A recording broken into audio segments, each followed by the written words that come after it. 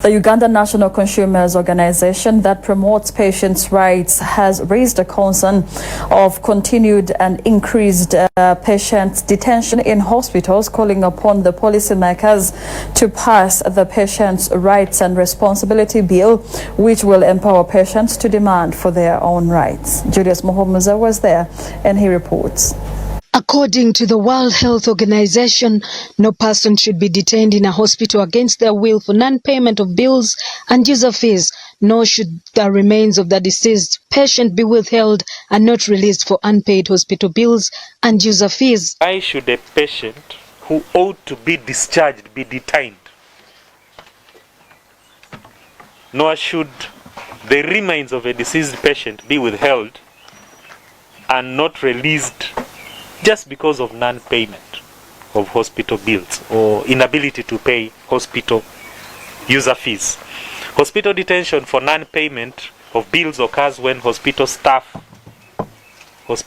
of course including guards, refuse to release patients after medical discharge is clinically indicated. While addressing the press today, the Uganda National Health Consumers Organization, an organization that promotes patients' rights, says patient detention in health facilities is on the increase, which is contrary to the international human rights laws and to the universal health coverage objectives. Patient detentions are very rampant. If you went to any community and asked whether they have been detained or they have had a relative who has suffered from the same, you'll be shocked.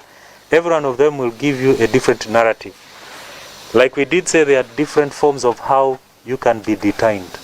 Most of the patients' detentions are pregnant mothers who are given less attention in hospital because they don't have money. That table payment is common in almost these big hospitals of government. You provide health care, you should be treated as the same person who borrowed money from a bank, from an individual, somebody who owes somebody something.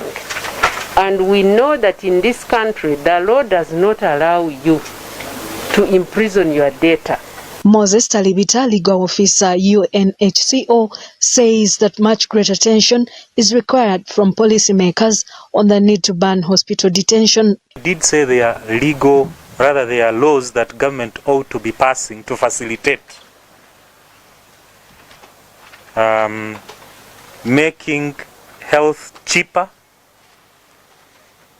but also that all those errant hospitals that are abusing rights of patients are brought to book. Government must intervene and show that the law works in this country, that when you owe somebody money, for whatever reason, you pay them through the legal channels. He further calls upon government to prioritize the Patients' Rights and Responsibilities Bill, a national health insurance scheme which will empower patients to demand for their rights.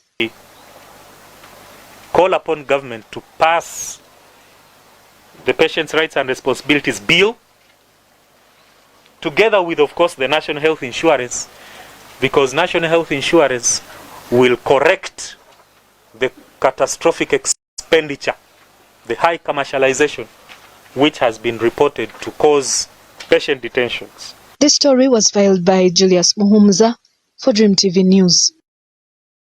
Welcome back, Julius Muhomuza, and thank you so much for that report. Now